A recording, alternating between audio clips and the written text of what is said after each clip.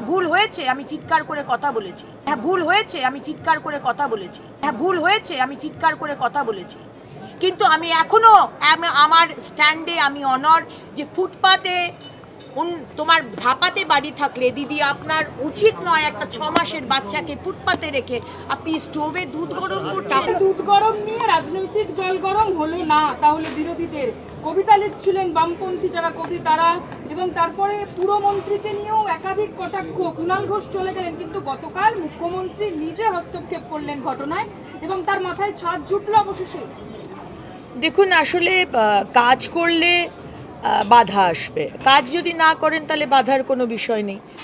সুতরাং প্রথম দিন থেকে মাননীয় মুখ্যমন্ত্রী শ্রী শুভেন্দু অধিকারীর নেতৃত্বে আমরা প্রত্যেকটি মন্ত্রী শুধু বলবো না, কার্যকর্তাও রাস্তায় নেমে আমরা কাজ করছি। এবং আমি তো প্রথম দিন থেকে কি করে ফুটপাতগুলোকে পরিষ্কার রাখা যায়, কি করে ময়লাগুলোকে পরিষ্কার রাখা যায়, কি করে জল বাড়ি বাড়ি পৌঁছে দেওয়া যায়, কি করে এই মানে ফুটপাতের ওপর 1/3 তুমি দোকান করো কিন্তু 2/3 তুমি ছেড়ে দাও পাসার বাইয়ের জন্য, ইলিগাল পার্কিং করো না। এটা তো বলতে বলতে আমি থকে যাচ্ছি। হ্যাঁ আমার বলাটা হয়তো ওই দিদি যিনি ছিলেন তাকে হয়তো আমার একটু বুঝিয়ে বলা উচিত ছিল, কিন্তু কি হয় যখন দেখছি যে এরকম একটা ফুটপাতের মধ্যে স্টোভ জ্বালিয়ে দুধ গরম হচ্ছে, উনি তো নিজেই বিপদ ডাকছেন। বাচ্চা যে 6 মাসের শিশুটা আনকেয়ার্ড ফুটপাতে হামাগুড়ি দিচ্ছে, কোথাও ঠাকুমা ছিল না, কোথাও মাও ছিল না, দূরে দূরে ছিল, পাশেই ফ্রি স্কুল স্ট্রিটের মতো রাস্তা। সুতরাং দেখুন আমরা কারোর কাছ থেকে আমাদের শিখতে হবে না মানবিক মুখ, মানবিক কি করেছেন এতদিন 34 বছর আপনারা কি করেছেন, 15 বছর এক্স মুখ্যমন্ত্রী কি করেছেন, কেন এদের প্রধানমন্ত্রী আবাস যোজনার বাড়ি দেননি, কেন মাথার উপর শেল্টার দেননি। আজকে বাড়িগুলো বানানো হয়েছে, সেই বাড়িগুলোতে লোক ঢোকাননি, ইডব্লিউএস এর কোয়ার্টার বিল্ডিং, সেগুলোতে দরজা জানলা ইভেন তার চুরি হয়ে গেছে, কিন্তু মানুষকে ঢোকায়নি। আর যেখানে বিল্ডিং হচ্ছে সেখানে নিজের পার্টির ক্যাডারকে ঢোকানো হচ্ছে। আজকে কেন এরা থাকবে, আমরা তো এসেছি 110 দিন, কিন্তু বুদ্ধদেব বাবু, সিপিএম, জ্যোতিবাবুর দল, এক্স মুখ্যমন্ত্রী মমতা ব্যানার্জি, তার আগের কংগ্রেস বলতে পারবেন কেন 50 বছরে আপনারা শেল্টার দিতে পারেননি? নাটক করতে চলে যাচ্ছেন। আরে যদি সেই হিম্মত থাকতো তাহলে শেল্টার বানিয়ে দিতেন আপনাদের রেজিমে, আমরা করব। আমাদের মাননীয় মুখ্যমন্ত্রী তাকে শেল্টার হোমে দিয়ে দিয়েছেন এবং যারা যারা এই ধরনের রয়েছে ফুটপাতে তাদের জন্য আমরা সেই ব্যবস্থা করব।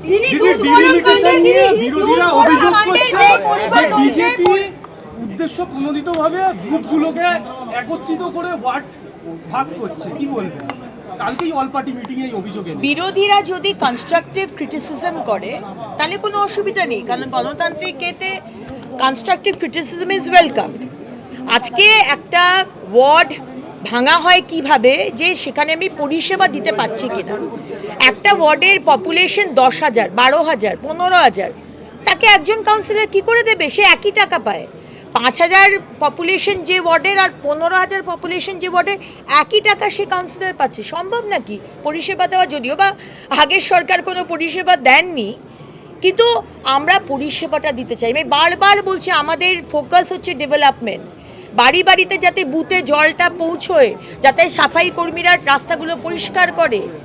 তাই জন্য আমরা আজকে পপুলেশন ওয়াইজ জায়গাগুলোকে ভেঙে পরিষেবা যাতে দিতে পারি আমরা সেই চেষ্টা করি। দুধ গরম কাণ্ডের পরিবার বলছে তৃণমূলের তরফ থেকে টাকা দেওয়ার চেষ্টা করা হয়েছিল যাতে বিজেপির বিরুদ্ধে খারাপ কথা তারা বলেন, বিজেপির বিরুদ্ধে কথা বলেন, মানে এখন ক্ষমতাচ্যুত হয়ে বিজেপিকে বদনাম করার চেষ্টা।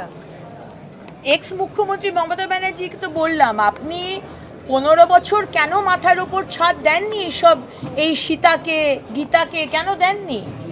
আর আজকে আপনি রাজনীতির রুটি সেঁকতে এসেছেন। ফ্রি স্কুল স্ট্রিটের দুধ গরম ঘটনাকে কেন্দ্র করে আপনি পার্ক স্ট্রিটের সুজেটকে কেন দেখেননি, কেন অ্যাডপ্ট করেননি? আপনি হাঁসখালির ওই 14 বছরের মেয়েটির পরিবারকে কেন অ্যাডপ্ট করেননি? আপনি কামদুনির মেয়েটিকে, যাকে ওই জরাসন্ধর মতো পাটাকে ছিঁড়ে ধর্ষণ করেছিল, কেন অ্যাডপ্ট করেননি? আপনি তার ধর্ষণকারীদের প্রোটেক্ট করেছিলেন। হাজার হাজার মেয়েদের অত্যাচার হয়েছে, শুধু মেয়েরা নয়, 26,000 চাকরি গেছে, প্রজন্মের পর প্রজন্মকে আপনি শেষ করে দিয়েছেন। আমফানের টাকা চুরি করিয়েছেন, আপনার পার্টির লোকরা চুরি করেছে। আপনি অ্যাডপশনের কথা বলেন, এক্স মুখ্যমন্ত্রী। রুটি সেঁকবেন না, করার হলে আপনি 15 বছরে করে দেখিয়ে দিতেন। আমরা রাস্তায় নেমে কাজ করছি বলে ভুল হতে পারে, হ্যাঁ ভুল হয়েছে, আমি চিৎকার করে কথা বলেছি, কিন্তু আমি এখনো আমার স্ট্যান্ডে আমি অনর যে ফুটপাতে তোমার ধাপাতে বাড়ি থাকলে দিদি আপনার উচিত নয় একটা 6 মাসের বাচ্চাকে ফুটপাতে রেখে আপনি স্টোভে দুধ গরম করছেন কেন? আমাদের নেতৃত্ব যিনি আছেন, যিনি আমাকে হাতে করে শিখিয়েছেন, শুধু দিলীপ ঘোষ নয়, ডক্টর সুকান্ত মজুমদার, শ্রমিক ভট্টাচার্য, শুভেন্দু অধিকারী, সবাই সমর্থন করবেন। কেন আমাদের যে ফোকাস সেটা হচ্ছে সুন্দর করে সহজ। আমরা ইনভেস্টমেন্টের কথা বলছি। ইনভেস্টমেন্ট কলকাতায় আসবে, পশ্চিমবঙ্গে আসবে।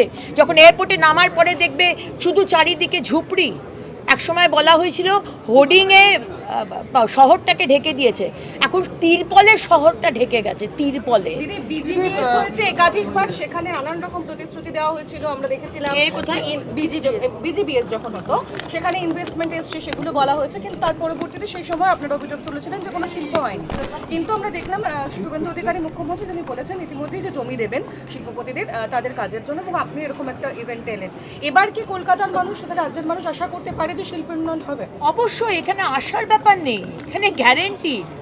43% কাজ মাননীয় মুখ্যমন্ত্রী করে ফেলেছেন, যা যা আমাদের সংকল্পপত্রে ছিল। আমি বলছি না, মাননীয় গৃহমন্ত্রী বলছেন, এবং বলার দরকার নেই। এখানে ক্রেডাই যে one of the most trusted developers association, এদের মতো প্রত্যেকটা অ্যাসোসিয়েশনের সাথে আমার দপ্তরের মিটিং হয়েছে। আপনারা ডেভেলপ করুন, সব রকম সাহায্য আমাদের দপ্তর থেকে আমরা করব। কেউ কোনো বাধা দেবে না, কেউ বন্দুক থেকে হুমকি দেবে না। আপনারা শুধু ব্যবসাটা করুন, কি লাগবে সরকারের থেকে শুধু বলুন। সেই কারণে আজকে এখানে আসা। এআই দিয়ে আজকে যারা ক্রেডাই এই অর্গানাইজেশনটা করেছে, এক্সিবিশনটা, আমরা কি করে অ্যাডপ্ট করতে পারি, আমরা কি করে এটাকে আমার ডিপার্টমেন্টে অ্যাডপ্ট করে ইমপ্লিমেন্ট করতে পারি, সেই জন্য আজকে এখানে এক্সিবিশনে আসা। মমতা বন্দ্যোপাধ্যায়ের বিরুদ্ধে এবার রবীন্দ্র রচনাবলী বই নিয়ে ফেরত না দেওয়ার অভিযোগ।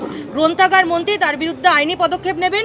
বিধানসভা থেকে বই নিয়েছেন কিন্তু বই ফেরত দেয়নি। এটাই বোধহয় মানে কফিনের লাস্ট পেরেক বোধহয়। এত রকম চুরি শুনেছি, চাল ডাল আমফান কয়লা বালি, কিন্তু যিনি নিজে কি বিতান লিখেছেন, একটা কবিতা বিতান লিখেছেন, তিনি রবীন্দ্র রচনাবলী চুরি করে ফেরত দিচ্ছেন না। এটাই তো তৃণমূল, চুরি চুরি চুরি ডাকাতি, এটাই তো তৃণমূল। চুরির কথা বলছেন, তৃণমূলের সময় সেভাবে কোনো উন্নয়ন না হলেও রাজ্যবাসী বা চাইছে পুরো ভোট হোক, নভেম্বরে কি পুরো ভোট? পুরো ভোট আমরা চেষ্টা